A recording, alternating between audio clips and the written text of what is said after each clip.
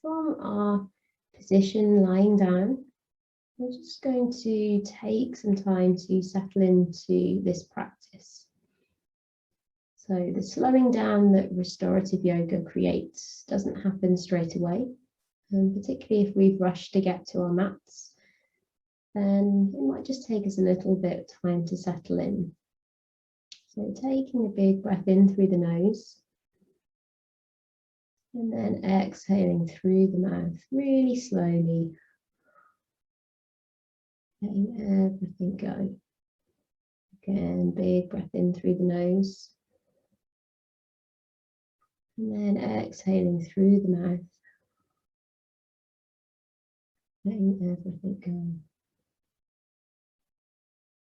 And it can feel quite helpful at the start of a restorative yoga class, or even at points through it, perhaps to bring the hands onto the abdomen and just to really connect to the breath and use the breath as the barometer for how you're feeling and where you are this evening.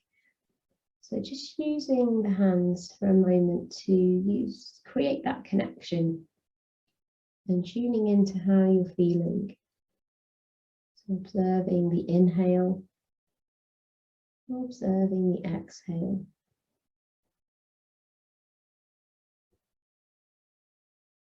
So what is your breath doing this evening? Is it already slow and steady?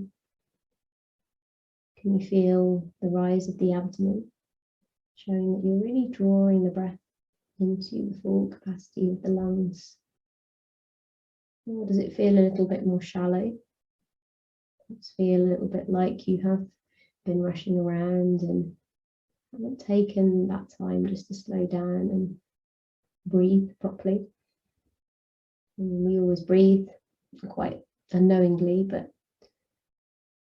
just really checking in with whether you are expanding into the full capacity of the lungs.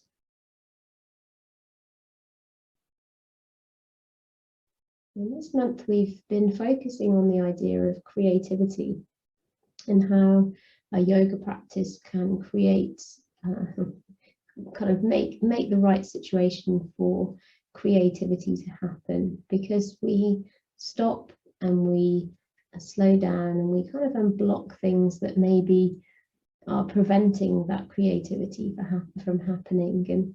And restorative yoga has a really important role to play in that, because we have that time for stillness, and although we're really focusing on something else, we're not focusing on thoughts that are coming into our minds in a restorative yoga practice. It can create the conditions for it to happen, and it forms part of that. So a lot of our readings this evening will be about this idea of creativity and how we can create that. So I'm going to start off with one. Give me the eyes to see, the ears to hear, the heart to feel the creativity within me and without, in every bit of nature, every speck of air, every part of humanity, and all of this vast universe. I am content to be a creative force and source within and without. Let the energy flow from me and to me. Namaste.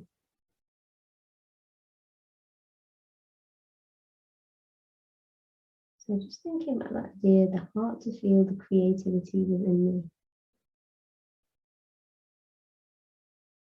And so we're creating that space to happen this evening just by slowing down, pausing, setting aside what's happened this week, this month, and creating space.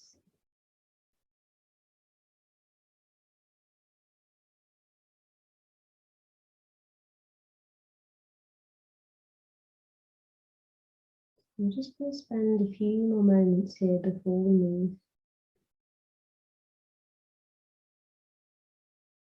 And seeing if the breath has changed, even just in this short period of time that you've been lying here.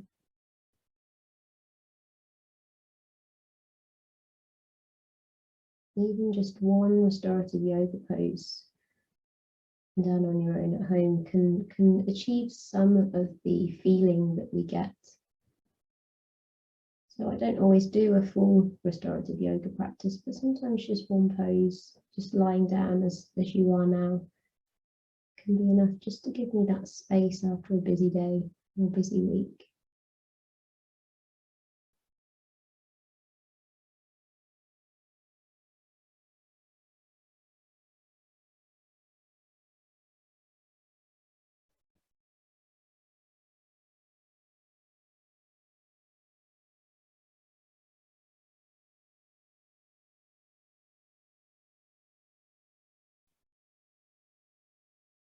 So in a moment, we are going to move. We're taking a breath in, letting that breath go.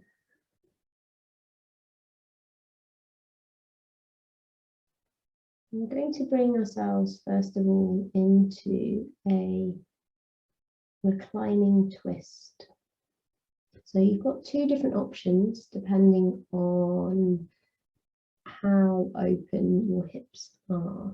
So the first option, which is the gentler, is to bring the knees. So you've got your legs over the bolster. You're simply just going to drop the knees over to one side of your bolster. And then we'll switch to the other side. If you want something that's a little bit deeper, you can bring your feet up onto your bolster or pillow, and then from there, drop the legs over. So that's just a little bit of a deeper twist. So either just keeping the feet on the floor and just taking the knees over to the side of your pillow or your bolster, or bringing the feet up onto that bolster and then just dropping them over. So that's a little bit of a deeper stretch. So choosing which version you feel works for you. And then again, just settling yourself in, adjusting anything that doesn't feel right. So you'll find that very quickly something might not feel right. And a little bit like the princess and the pea, it doesn't often get better. It can do, but it doesn't always. So just adjusting anything that feels a little bit odd. It might just be changing a prop. And just settling yourself in.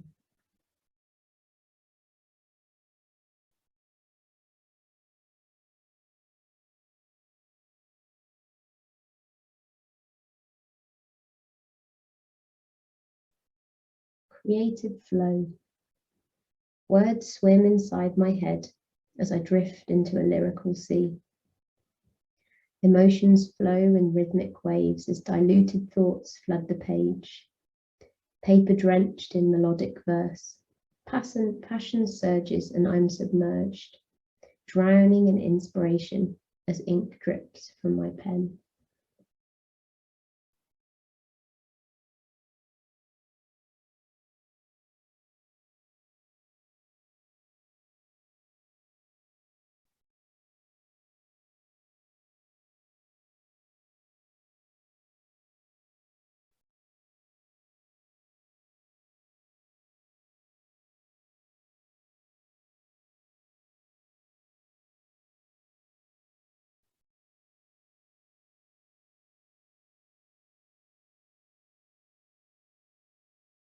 So if you find your mind drifting, just bringing your attention back to your breath.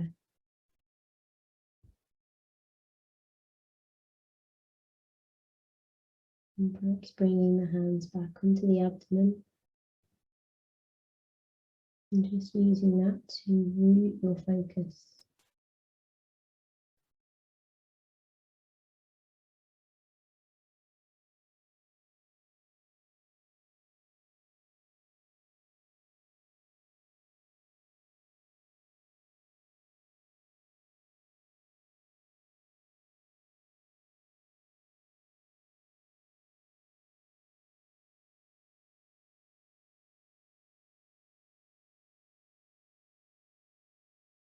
In a moment, switching onto the opposite side. Taking a breath in, letting it go, and then switching the legs onto the opposite side, taking your twist in the opposite direction.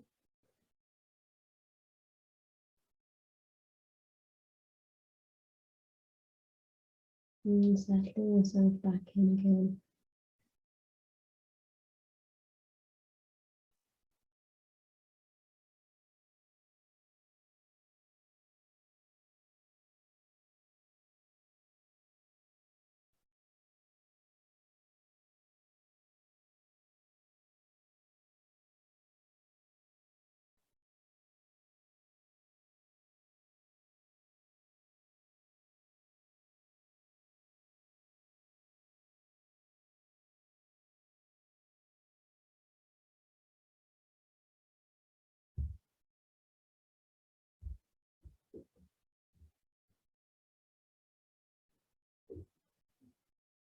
Just bringing your attention back to your breath anytime you find yourself wandering.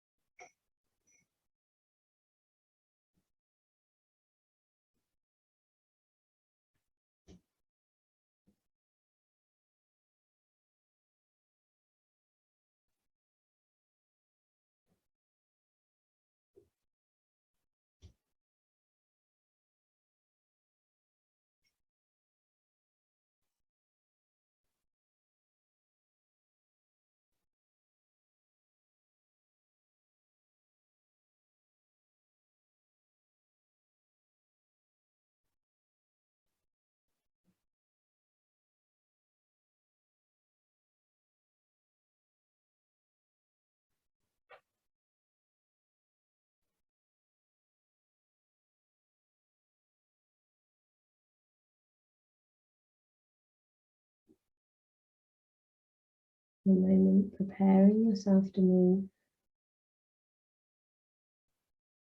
Taking a breath in through the nose. And then exhale, letting it go.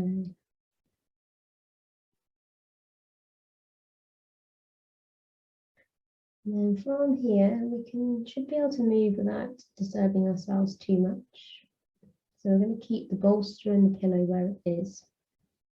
And I'm going to give you, again, two different options because it may not feel good for you to take the first one. So we're going to come into, so creativity is a lot about loosening up the hips, and that's where the sort of seat of creativity is in the body. So we're going to come into a reclining version of a sort of cross-legged position, which might sound a little bit odd. So just see if it works for you, and if it doesn't, then I'll give you an alternative. So what you're going to do is you're going to bring your legs into a cross-legged position, so as if you were sitting cross-legged on the floor, and then just releasing yourself down to the ground. So your legs are in a cross-legged position, and then you just got them on the bolster, and we'll switch over part way. If that doesn't feel comfortable for you, which it may not do because it is quite a lot of opening through the inner groin, then you can just take the feet over the bolster, and you're still going to have the, so allowing the legs to fall out to the side, but you're just going to cross the ankles over. So just taking the ankles over, so you've kind of got a very, very loose cross-legged position. But what we're looking to do is to open the groin and open the hips at the front. So either taking a sort of cross-legged position, if that feels okay for you, or taking it a little bit wider and taking the knees over the bolster and just crossing the ankles over. And if it feels a little bit funny on the ankles, you can always put something in between the ankles if that feels a little bit better for you. So choosing your option. If it doesn't feel right when you get there, then obviously changing it, perhaps trying something different. And adjusting anything that needs adjusting.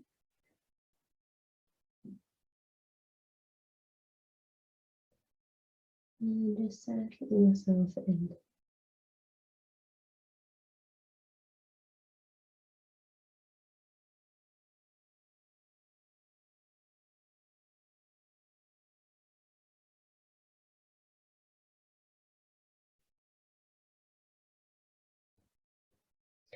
The future of the present. The child of intellect, creativity of the mind, art of reason and emotion, given the map. But the key is encoded, reaching for the stars. The constellation shifted, the path was clean. But now the forks are overgrown, decisions no longer simple, words no longer literal. The present is catching up to the horizon of the future, once so easily defined, obstacles no longer in the distance, no longer swiftly solved. Achievement becomes the movement of the body in tune with the mind. Youth intersects mature and becomes mutually exclusive. The vision of what should be rendering problematic the unavoidability of what is. The map in code, the stars out of position, the path in undergrowth, the child with a vision fast approaching.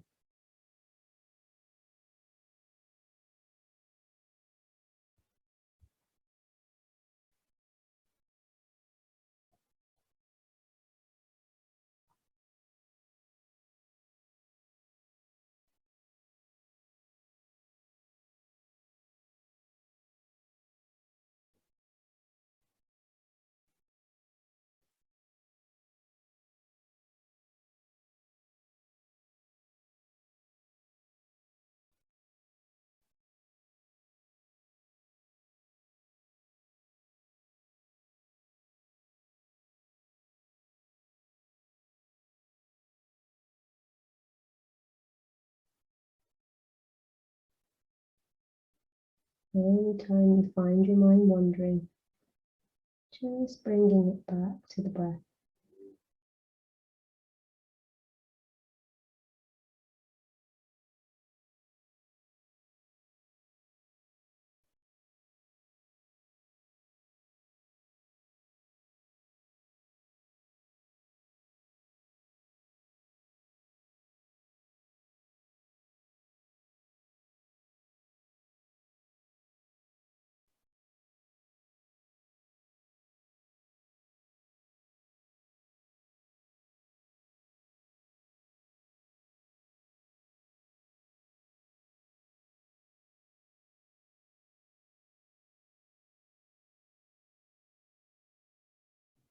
Take your breath in, beginning to get the body ready to move and switch sides. And exhale, letting it go. So if you're in cross-legged position, just switching to the opposite cross. And if you've taken the opposite, the choice of the ankles, just switching the cross of the legs so the other foot is on top. And then settling yourself back in again. Poses like this, we want to create balance. So just making sure that we're doing both sides equally.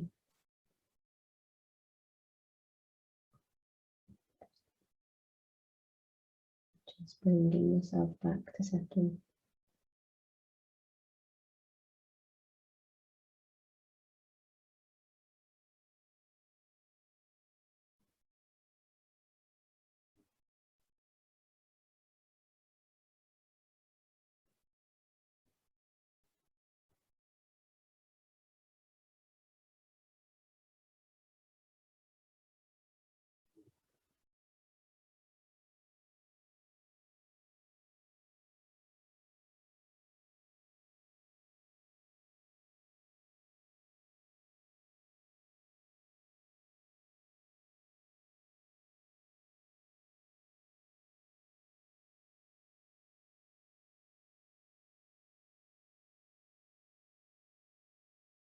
If you find your mind drifting, just bringing it back to the breath. Observing the inhale and the exhale.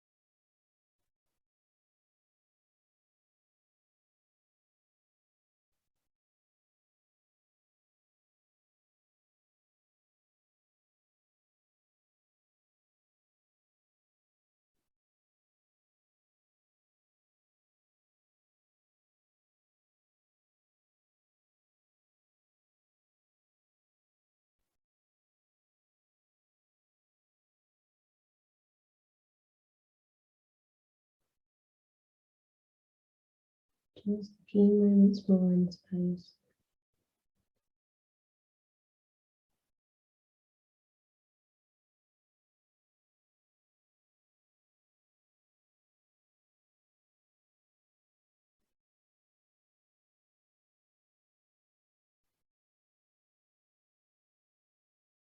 And preparing yourself to move. Taking an inhale through the nose. Exhale, letting it go. And from here, you're going to bring your feet onto your pillow or your bolster. Knees bent. And we've been lying down for a little time now, about half an hour. So we're going to move very, very slowly because we are going to come up to sit shortly. So just rolling over onto one side. So just dropping the knees over to perhaps onto the left side. The left side is our kind of more moon energy, calmer nature. So just dropping the knees over and just rolling over onto your side for a moment. And then when you're ready, just supporting yourself with your hands, bringing yourself very, very slowly up to sit.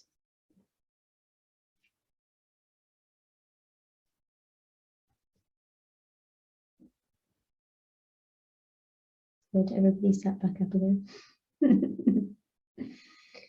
Okay, so we're going to come into another hip opener, which is a kind of wide-legged forward fold. So for this, you're probably going to want your pillow or your bolster. You might want a pillow or something just to prop your knee. So if you're not practicing on carpet and your floor's a little bit harder, you might just want to turn yourself sideways so that your feet are on the mat. That may not be a problem for you if you're on carpet. And you're going to take your right leg out to the side, and then you're going to tuck your left heel in towards your groin.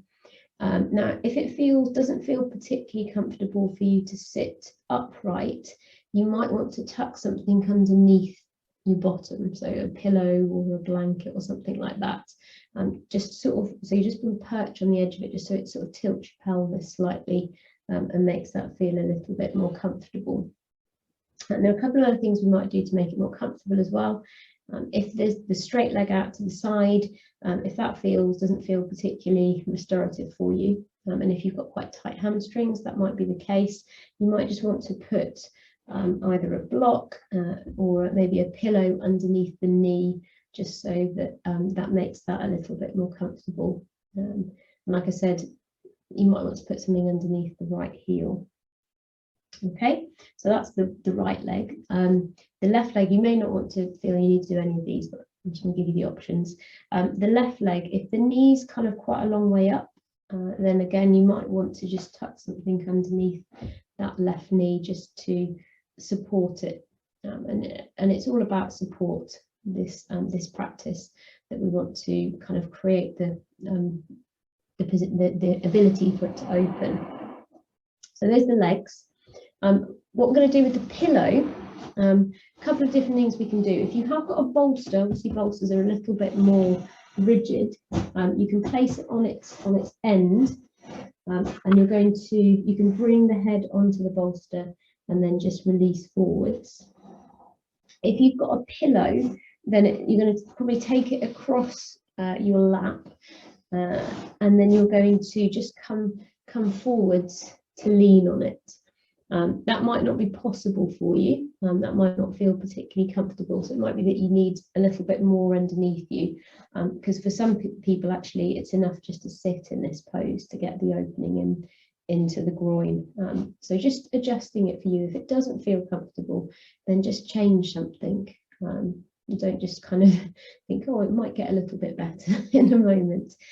So just kind of choosing what works for you, and then just releasing into that pose. And we're kind of aiming to kind of come a little bit, come slightly forwards to get that stretch into the hip.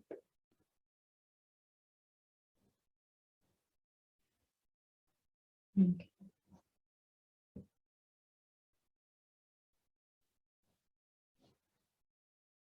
Let creativity fill your soul. Let inspiration run through your veins. Let's make art in any way possible, and together give the grey people a little bit of our colour.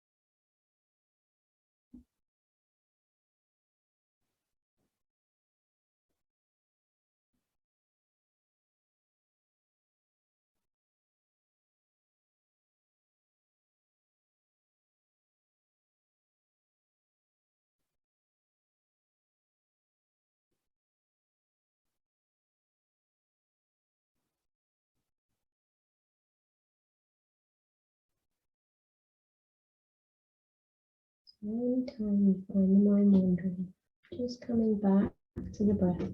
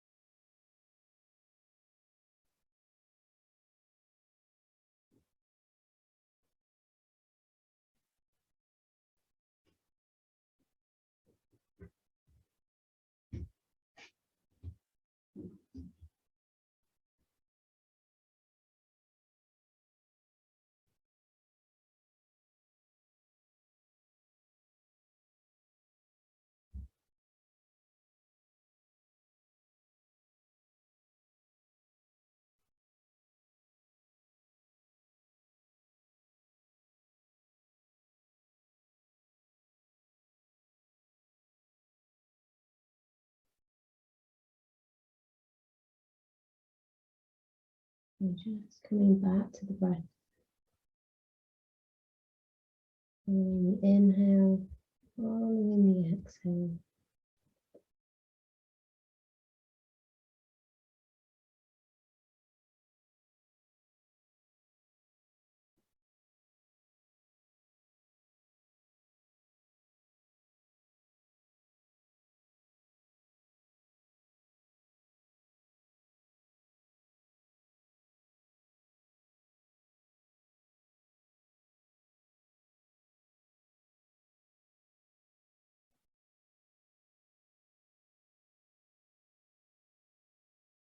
moment preparing to switch to the opposite side. Taking a breath in and exhale, releasing. Very slowly sitting yourself back up and then switching everything over to the opposite side. So whatever you took on this side, making sure your setup is the same on the opposite side. So if you took something underneath the legs, then maybe just doing that same thing on the opposite side. When you're ready, settling yourself back into the opposite. So as we go through the practice, you can probably find it easier to settle into the poses. Often can become quicker to kind of get into and the releasing of the mind and settling into your practice.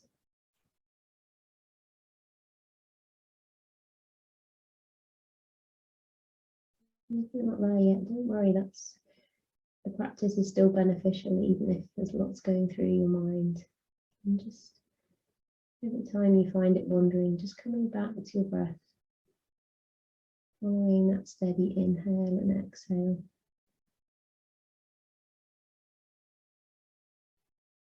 Breath can be a constant distraction if you want it to be.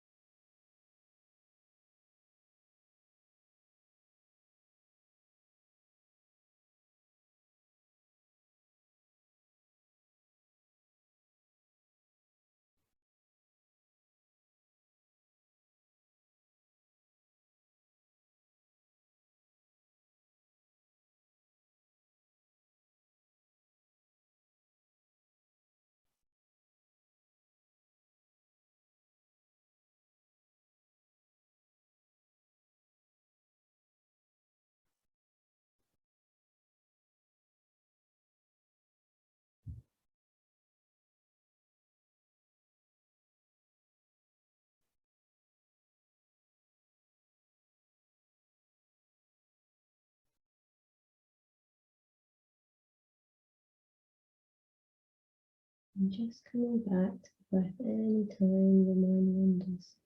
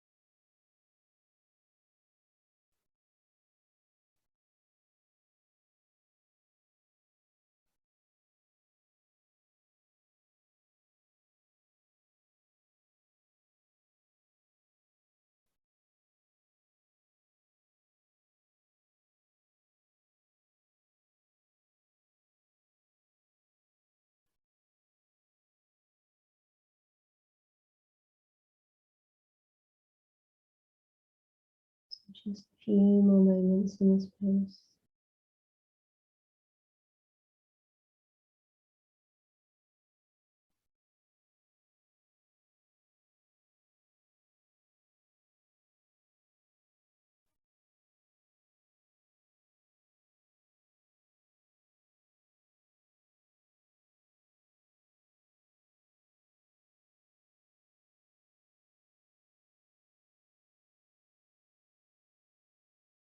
Taking an inhale into the body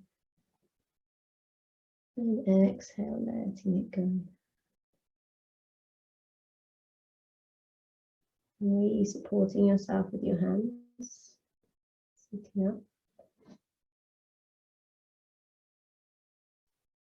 And it's just stretching the legs out in front of you for a moment.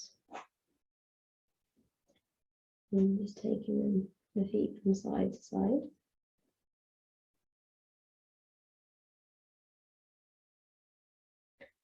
And then from here, we're going to move into two poses we've done before. So we're going to come into a supported child's pose, which is one of my favourite restorative poses, followed by reclining band angle, which is probably my second favourite pose. And the setup of them is exactly the same. We just turn round. So you want to take something underneath your bolster. So we're going to kind of create a little bit of a slope. So if you've got a bolster which is a little bit more rigid, then you probably are okay just to put some blocks at the top of it and then place the bolster on the top. If you've got a pillow, then you're probably going to need to make something a little bit more graduated. So probably sort of more underneath, and then you'll just want to create a little bit of support further down, just to kind of create that pattern. And then from here, we're going to sit with the bolster between our legs, knees on either side. Again, if it is quite a hard surface you're practicing on, you might want to put something underneath the shins, but you might find that it's absolutely fine. You will probably want to have to hand, if you've got it, any other support just off to your side. If you've got a belt, yoga belt, you could put that there, so that when we switch to the second pose, you don't need to disturb yourself too much between the poses. And if you have got an eye pillow, then again, you can use that here with this pose on the back of your neck, and then when we turn over, you can obviously have it on the face.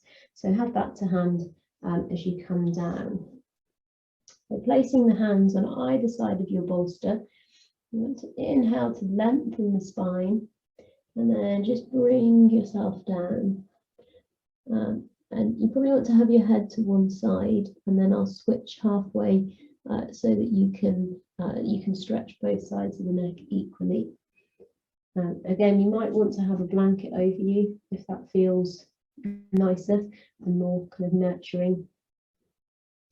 And just adjusting anything that doesn't feel right, because it needs to be adjusted now rather than when it feels a little bit more uncomfortable. And you settled in, just really letting yourself go into this pose.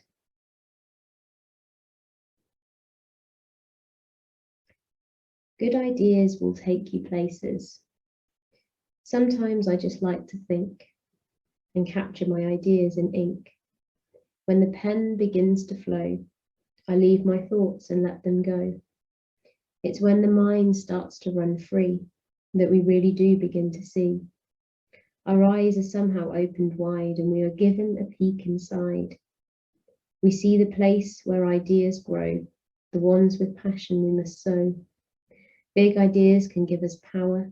They bloom and grow just like a flower. Tricky problems simply pop as great ideas take you to the top. Don't keep them locked up in dark spaces, because good ideas will take you places.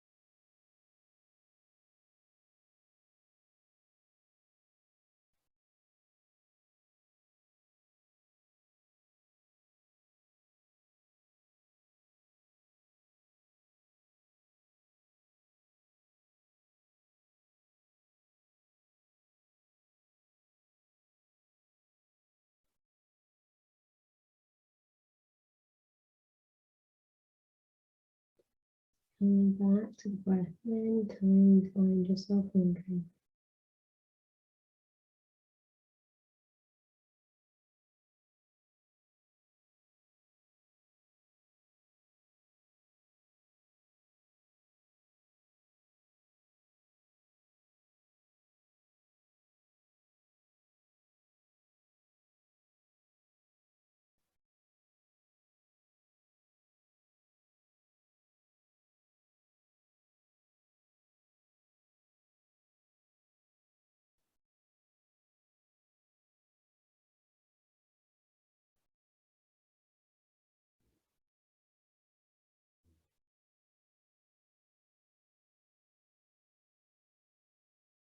So if you have taken your head to one side, just taking it over to the other side.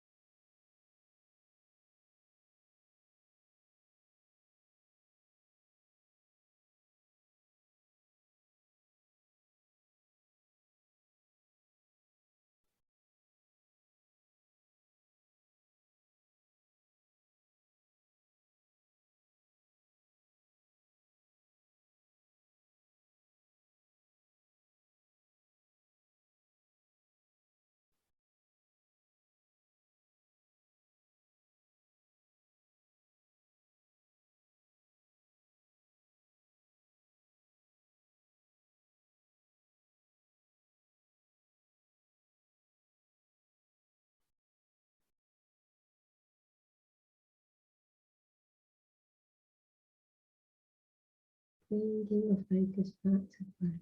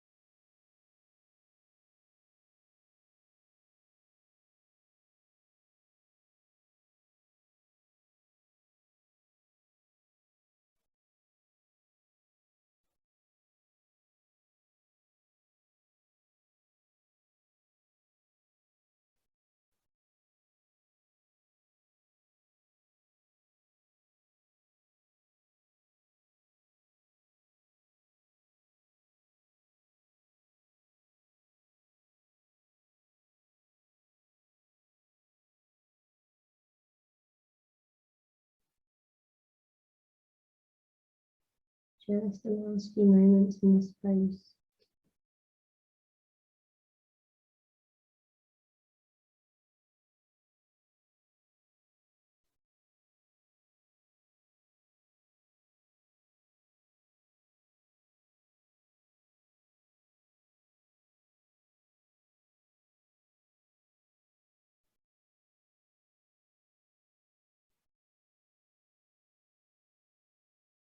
Preparing the body to move. So you can inhale into the body. And then exhale, letting it go.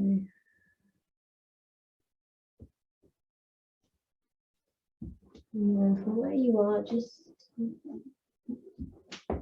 giving yourself up in your bolster or your pillow. The hands very slowly.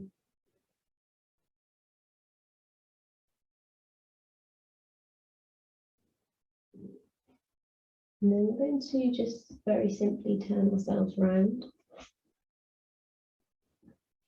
Rather than facing the front of the bolster, I'm going to bring the base of the spine.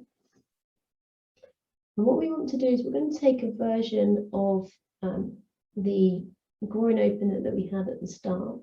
So obviously you had a bolster underneath your legs at the start. So you're going to bring your feet together and then just let the legs fall wide.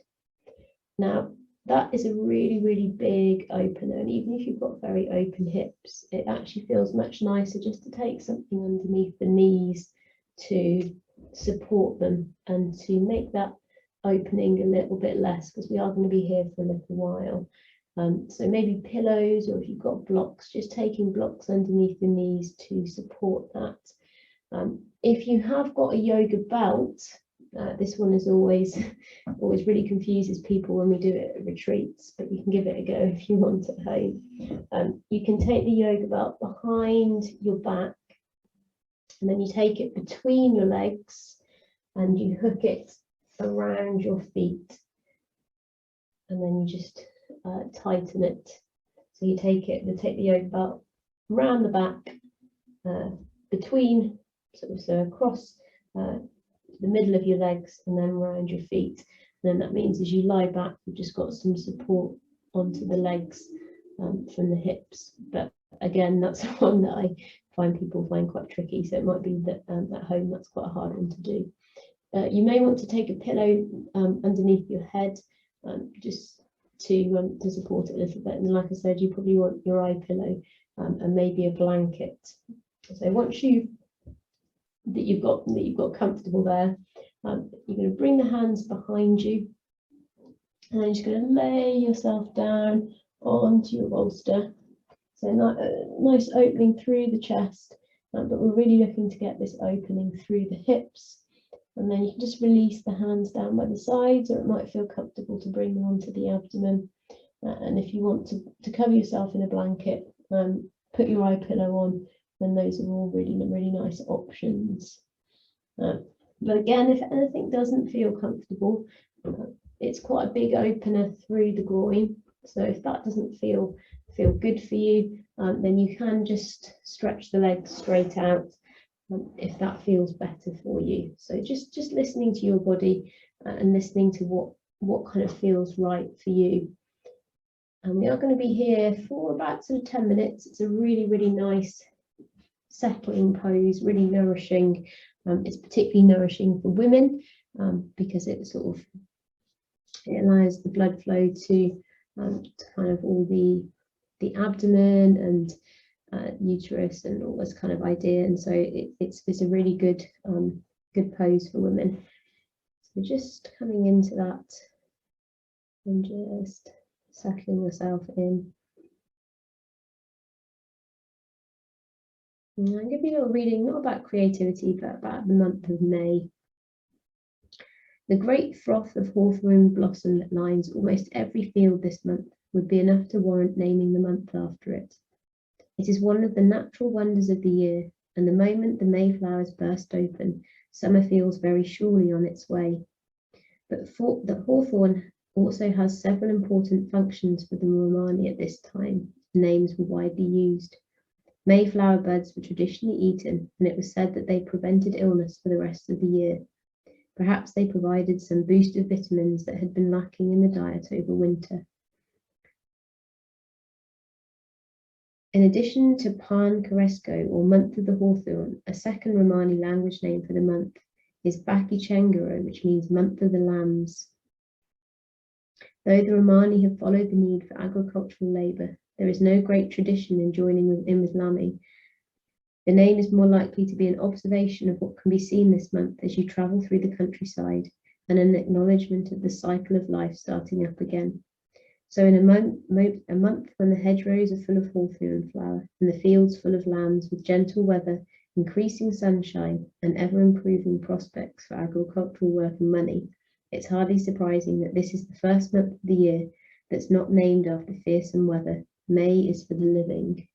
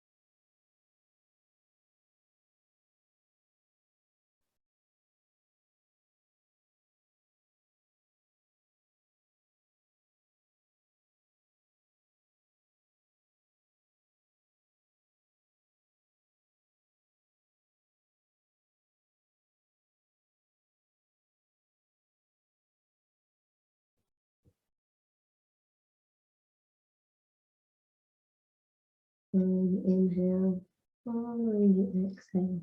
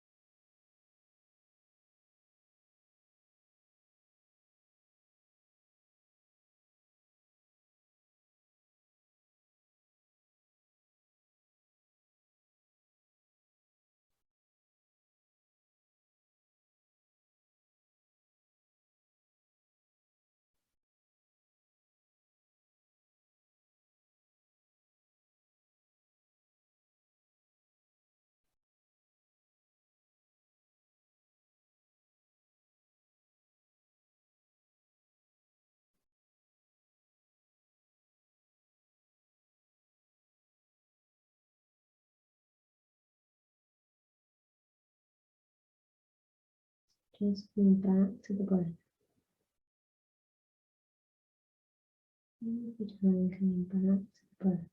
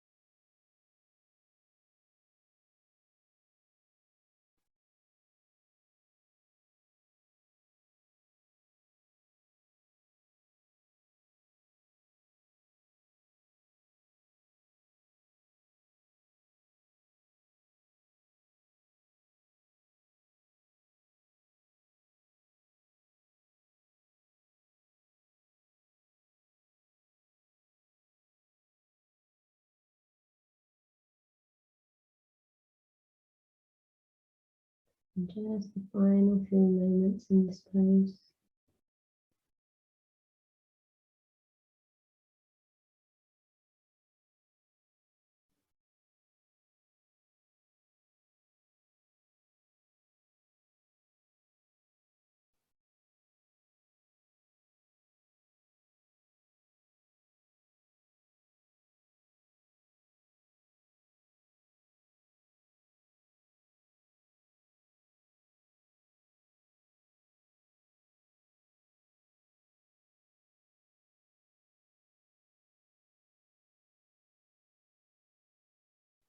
Inhaling and then exhaling.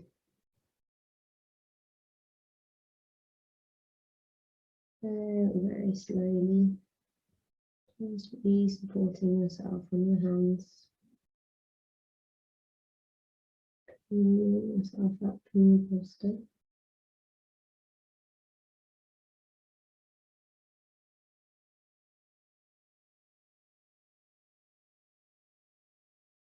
And we're going to make our way into our final pose before we come into Shavasana or Yoga Nidra. And our final pose is going to be either legs up the wall, or I'm going to give you a cross-legged version of it. So there are two different options for you. And our final pose is going to be a little bit longer, and I'll read you a slightly more extended story, kind of in the form of a bedtime story. So a little bit longer before we then go into Yoga Nidra. So you're going to want to come to either a wall or a sofa, just something that you can lift your legs up on. It doesn't really matter what it is. You want to just take a few things with you. So whatever it is that you're bringing yourself up onto, you're going to shuffle your hip as close to it as you can. You'll probably want a pillow underneath your head, and you again might want your eye pillow and maybe a blanket. And then you're just going to roll yourself onto your back and round. If you're taking the legs up the wall option, then you might want to take your belt and just take your belt around your legs, just to support them, so you can just completely relax the legs. And then if you're going to take the cross-legged version, you're just going to very simply come into a cross-leg against the wall. And again, you could take, if the belt's long enough, you could just take the belt around it and just tie it just to hold them there, so you can then just completely relax into that pose. So either of those options are available to you. You're just setting yourself up either for your legs at the wall or your cross-legged version of it, which I suppose is still legs at the wall, just cross-legged at the wall. And we're going to be here for about sort of 10-15 minutes. So just getting yourself completely comfortable, maybe covering yourself with a blanket, and putting your eye pillow on, just to really start to get that closing down of the senses. I'm going to read you a little bit from Winnie the Pooh, which is a little bit of an indulgence. So it's a story in which Pooh invents a new game and Eeyore joins in. By the time it came to the edge of the forest, the stream had grown up so that it was almost a river, and being grown up, it did not run and jump and sparkle along as it used to do when it was younger, but moved more slowly, for it knew now where it was going, and it said to itself, "There is no hurry, we shall get there some day." But all the little streams higher up in the forest went this way and that, quickly, eagerly, having so much to find out before it was too late. There was a broad track, almost as broad as a road leading from the outland to the forest. But before it could come to the forest, it had to cross this river. So where it crossed, there was a wooden bridge, almost as broad as a road, with wooden rails on each side of it. Christopher Robin could just get his chin on the top rail if he wanted to, but it was more fun to stand on the bottom rail, so that he could lean right over and watch the river slipping slowly away beneath him. Pooh could get his chin on the bottom rail if he wanted to, but it was more fun to lie down and get his head under it and watch the river slipping slowly away beneath him.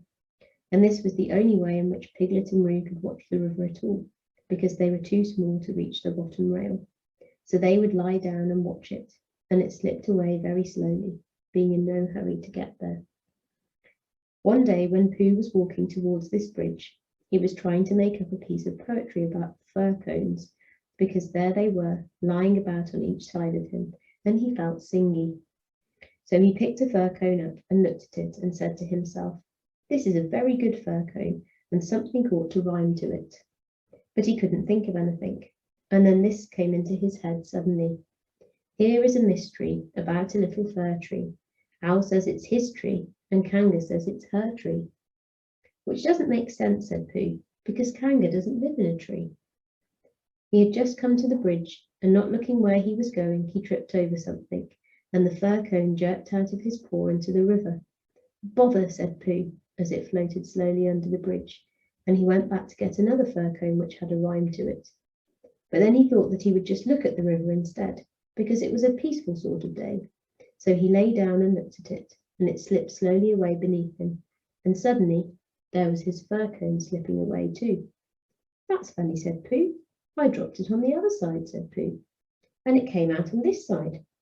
I wonder if it would do it again. And he went back for more fir cones. It did. It kept on doing it. Then he dropped two at once and leant over the bridge to see which of them would come out first. And one of them did, but as they were both the same size, he didn't know if it was the one which he wanted to win or the other one. So the next time he dropped one big one and one little one, and the big one came out first, which was what he'd said it would do, and the little one came out last, which is what he'd said it would do. So he'd won twice. And when he went home for tea, he'd won 36 and lost 28, which meant that he had, well, you take 28 from 36, and that's what he was, instead of the other way round. And that was the beginning of the game called Pooh Sticks, which Pooh invented and which he and his friends used to play on the edge of the forest. But they played with sticks instead of fir cones because they were easier to mark.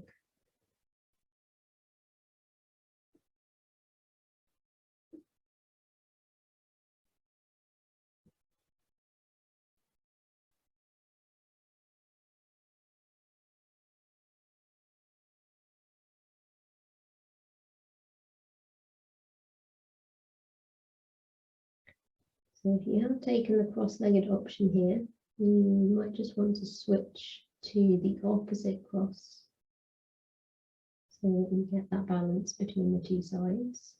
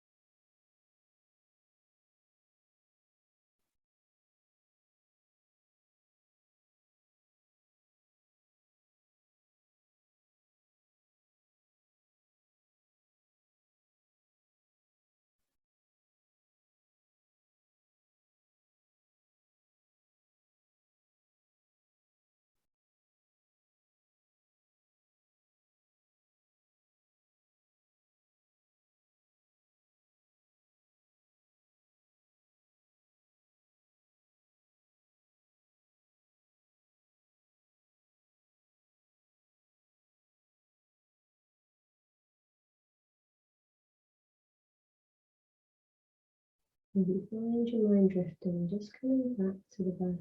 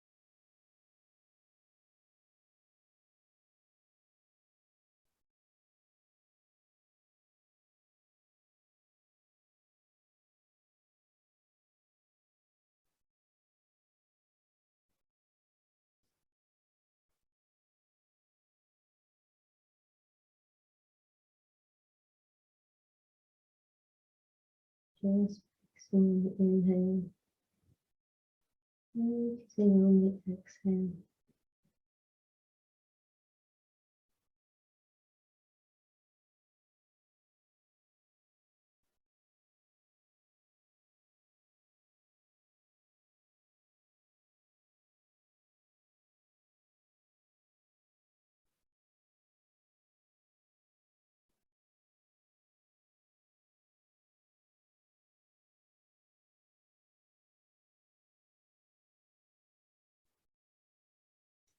taking a final few moments in this pose.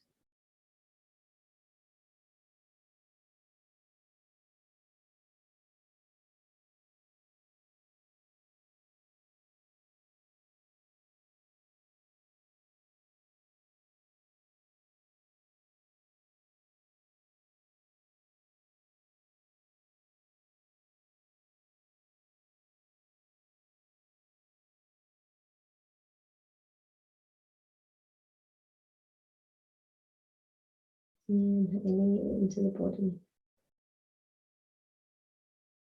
And then exhale, letting it go. And preparing ourselves to move into our final Shavasana.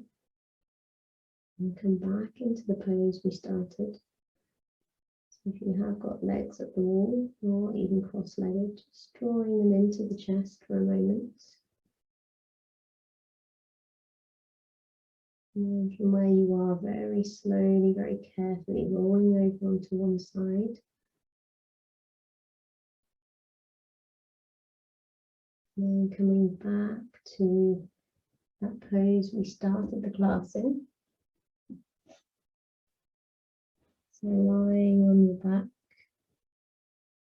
bringing a pillow under the head, and bringing a bolster or a pillow underneath the legs, just to relax the lower back a little. Covering yourself in a blanket. Just putting your eye pillow on. Going to finish off with our yoga nidra as usual. So it'll be about 15 minutes. And then we'll just finish with a short reading at the end. So making yourself completely comfortable.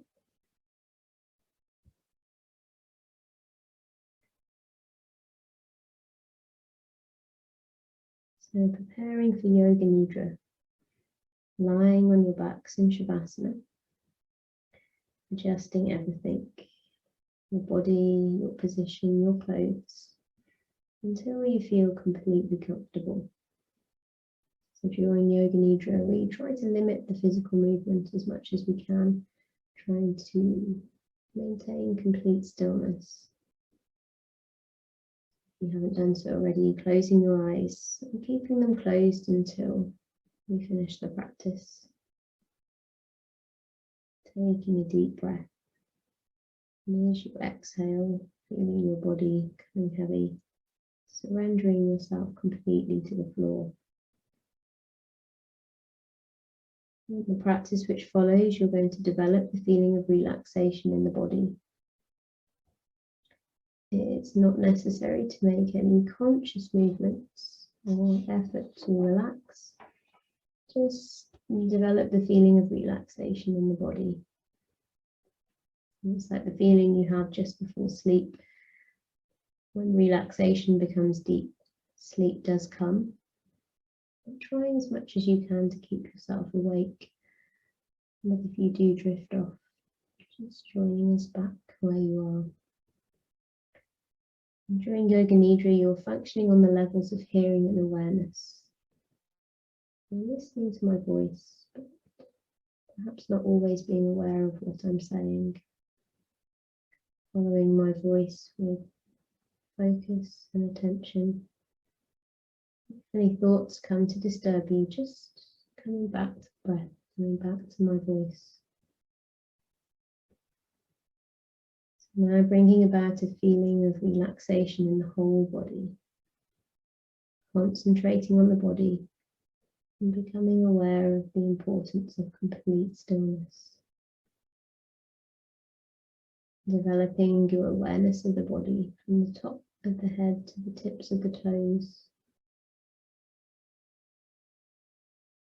Complete stillness and complete awareness of the whole body. Continuing your awareness of the whole body. The whole body. The whole body.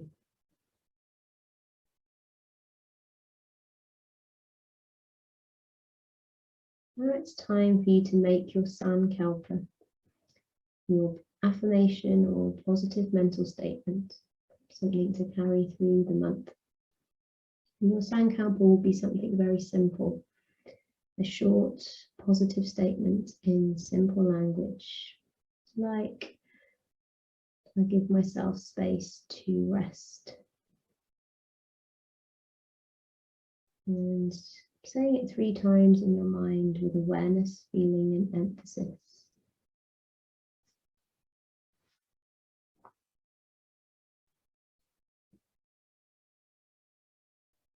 Now that we've done that, we're going to begin our rotation of consciousness and awareness by taking a trip through the different parts of the body. As quickly as possible, move your awareness to go from part to part, repeating the part in your mind and at the same time becoming aware of that part of the body, keeping yourself alert without concentrating too hard. Becoming aware of the right hand thumb, the second finger, the third finger, the fourth finger, the fifth finger, the palm of the hand, becoming aware of your palm, the back of the hand, and the wrist, the lower arm, the elbow, the upper arm, the shoulder, the armpit, the right waist, the right hip, the right thigh, the kneecap, the calf muscle, the ankle, the heel,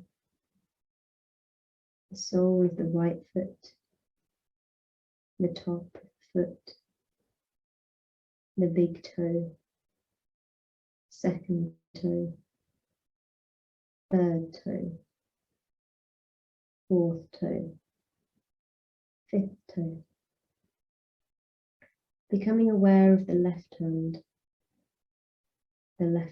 thumb, second finger, third finger, fourth finger, fifth finger, the palm of the hand, the back of the hand, the wrist, the lower arm, the elbow, the upper arm, the shoulder, the armpit, the left waist, the left hip, the left thigh, the kneecap, the calf muscle, the ankle, the heel, the sole of the left foot, the top of the foot, the big toe, second toe, third toe, fourth toe, fifth toe. Moving your awareness to the back, becoming aware of the right shoulder blade and the left shoulder blade, the right buttock, the left buttock, the spine, the whole back together. Now going to the top of the head, the forehead, both sides of the head, the right eyebrow, the left eyebrow, the space between the eyebrows, the right eyelid, the left eyelid, the right eye, the left eye, the right ear, the left ear, the right cheek, the left cheek, the nose, the tip of the nose, the upper lip, the lower lip, the chin, the throat, the right chest, the left chest, the middle of the chest, the abdomen, the whole of the right leg, the whole of the left leg, both legs together, the whole of the right arm, the whole of the left arm, both arms together, the whole of the back, buttocks, spine, shoulder blades, the whole of the front, abdomen, chest, the whole of the back and front together, the whole of the head, the whole body together, the whole body together, the whole body together, the whole body on the floor, becoming aware of your body lying on the floor. The body is lying on the floor. See your body lying perfectly still on the floor in your room.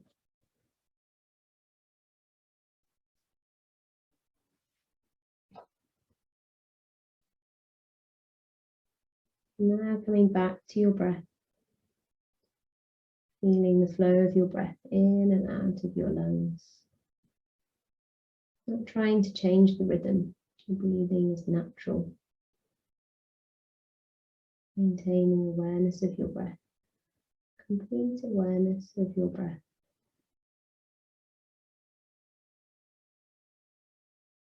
And then concentrating your awareness on the movement of your abdomen. Concentrating on your abdomen. Your abdomen is falling and rising slightly with every breath, with each and every breath, extending and contracting. Concentrating on this movement in synchronization with your breath.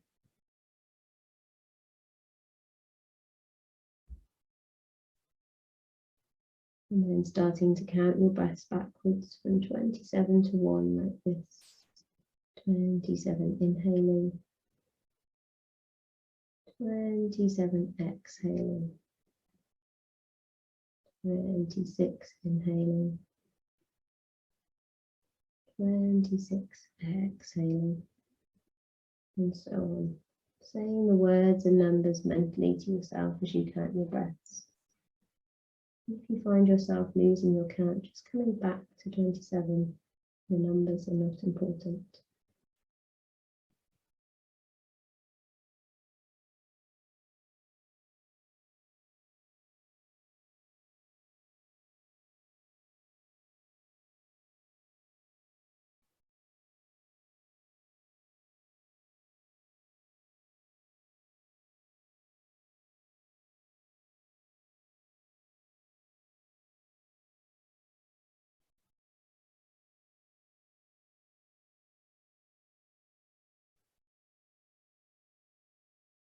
And stopping your counting now and leaving your breathing. You're now coming to some visualization. So I'll name a number of different things. You should try to develop a vision of them on all levels. Feeling, awareness, emotion, imagination, as best you can. Feel of grass between your toes. The feel of grass between your toes. Feel of grass between your toes. The sound of bird song. Sound of bird song. The sound of bird song. Floating clouds in a blue sky. Floating clouds in a blue sky. Floating clouds in a blue sky. A boat floating along a river. A boat floating along a river. A boat floating along a river.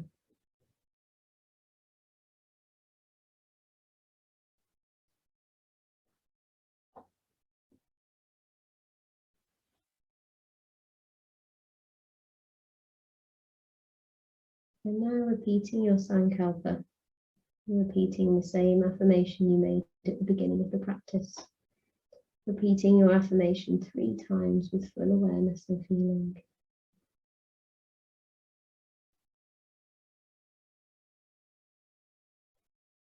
And now letting go of all your efforts and drawing your mind outside and becoming aware of your breathing and becoming aware of the natural breath. Becoming aware again of the whole body in your breathing. Your body is lying totally relaxed on the floor. And you are breathing quietly and slowly. And developing awareness of your body from the top of your head to the tips of your toes. Becoming aware of the floor and the position of your body lying on the floor. Visualizing the room around you. And becoming aware of your surroundings once again. Lying quietly and keeping your eyes closed. And the practice of Yoga Nidra is now complete. And just before we finish, I'm going to read a little bit about May from the Simple Things magazine. Really sums up May this year, I think, aside from the rain. If there's a message for May, it's a simple one. Seize the day. The countryside is at its loveliest, and even the most humdrum of gardens looks pretty this month, while towns and cities are slowly coming back to life as markets and shops reopen. And time is on our side when both mornings and evenings are long, light and inviting. Work and chores can wait when there are road trips, camping weekends, picnic outings, and at last holidays to enjoy. Go slow though, there's no rush to make up for a year in just a few weeks. For some, there's apprehension alongside our rediscovered freedoms. Embracing every day as a fresh beginning can help us live more in the moment. Uncertainty is still with us, but each dawn reminds us that there's always hope. So starting to bring some movements into your body now. We're beginning to bring some little movements into the fingers and toes. And then perhaps stretching the arms up above the head and stretching all the way from the fingertips down to the toes.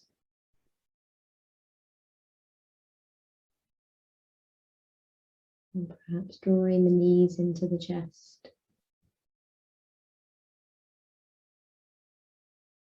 And then when you're ready, taking as long as you need, rolling yourself over onto your side. And pausing before you come up to sit.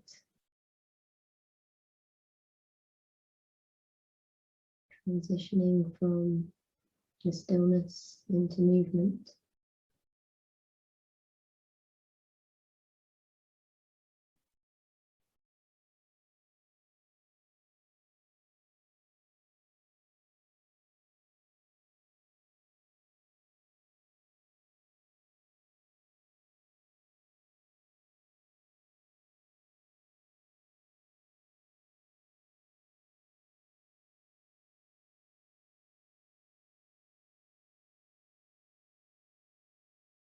Okay, so thank you for joining me this evening and taking the time to slow down and to pause. Next month's Sunday Slowdown is going to be a little bit earlier than usual, so it's the 3rd Sunday of the month, because I thought it would be quite nice to link it in with the summer solstice, which is the day after. So the next one will be the 20th of June, and the solstice is on the 21st of June. So it's not the end of the month, it's the week before. So I hope you can join me. Have a lovely month, and thank you very much.